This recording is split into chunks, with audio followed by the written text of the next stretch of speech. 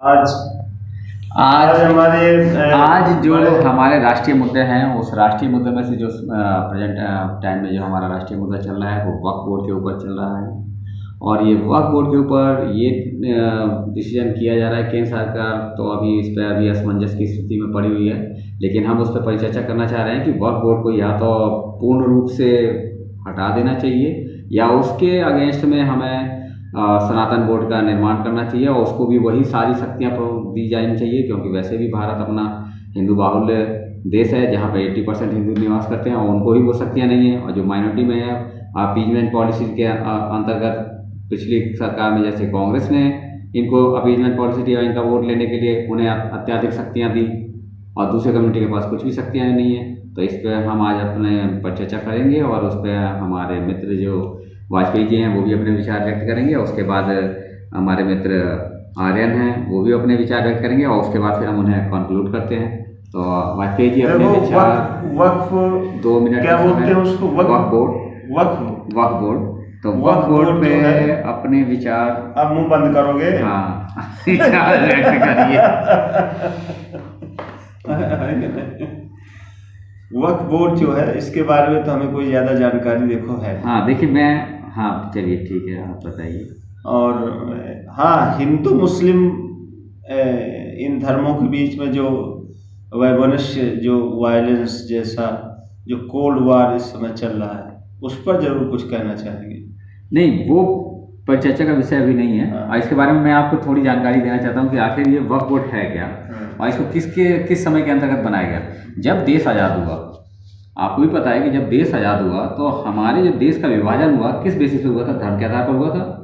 धर्म के आधार पर जब देश का विभाजन हुआ और जो कम्युनिटी के लोग उस समय 3 करोड़ थे, 3 करोड़ में टोटल 9 करोड़ लोग थे, जो 5-6 करोड़ लोग उस समय गए और 3-4 करोड़ लोग यहीं रह गए।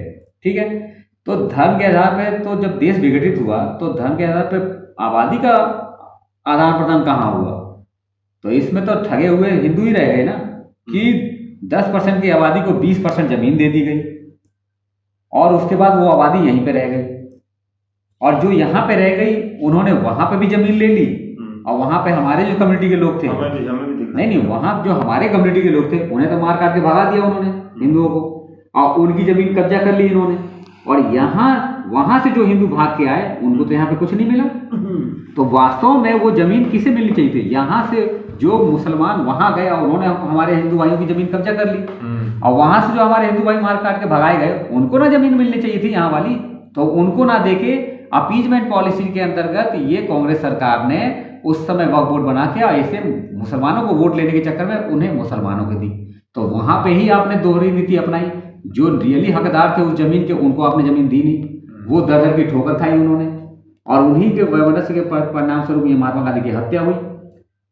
क्योंकि जब वो सड़क पे भूखे नंगे घूम रहे थे और छोटे छोटे बच्चे दिसंबर की ठंड में -30 के टाइम में -5 डिग्री के टेम्परेचर में जनवरी में आपके दिल्ली के सड़कों पे घूम रहे हैं और सबको मस्जिदों से बाहर निकाल फेंकवाया इन्हीं गांधी ने, जिनको सो कॉल्ड ये कहा जा रहा है। तो ये जमीन का ये जो था ये तो हिस्सा था हम उन हिंदुओं का था जो वहां से जबरदस्ती भगा दिए गए, लेकिन उनको दिया नहीं गया।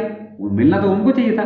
वक्फ बोर्ड बना के आपने वो जमीन भी मुसलमानों को दे दी, 20% जमीन वहां पे भी ले ली, 10% जमीन यहाँ पे भी ले ली और उसको 1995 में आपने इतनी असीमित शक्तियां दे दी और इतनी असीमित पावर दे दी कि जमीन अगर आपकी है, एग्जाम्पल के लिए देखिए वक्फ बोर्ड कितना खतरनाक है आपके लिए। जमीन आपकी है, कागज भी आपके पास है, लेकिन वक्फ बोर्ड ने कह दिया, उनके 2 मुलाजिम आके कह रहे कि ये हमारी जमीन है, तो अब आप उस जमीन के लिए ना डिस्ट्रिक्ट कोर्ट में जा सकते हैं, ना हाई कोर्ट में जा सकते हैं, ना सुप्रीम कोर्ट में जा सकते हैं। उन्हें इतनी असीमित पावर दी गई है कि उसके लिए उस स्टेट के मुस्लिम ट्राइब्यूनल में, मतलब वक्फ ट्राइब्यूनल में ही आपको जाना है और जहाँ की वक्फ बोर्ड में जितने भी लोग हैं वो सब के सब मुस्लिम हैं। ये तो वैसे ही हो गया कि मर्डर कोई हमारा आके करे और फिर हम उसी के पास जाएं कि हमें न्याय दो, तो जिसने मर्डर किया वो आपको न्याय देगा।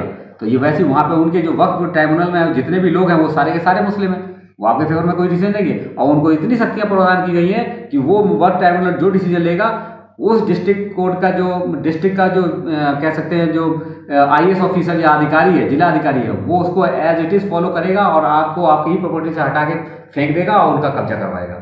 इतनी असीमित शक्तियां प्रोवाइड की गई हैं कांग्रेस सरकार के द्वारा 1995 में अपीजमेंट पॉलिसी के अंतर्गत देखो, मुसलमानों को कांग्रेस- और क्या ये मेरे को बात बताइए कहाँ तक ये उचित है कि जो 20% आबादी पूरे देश की 20%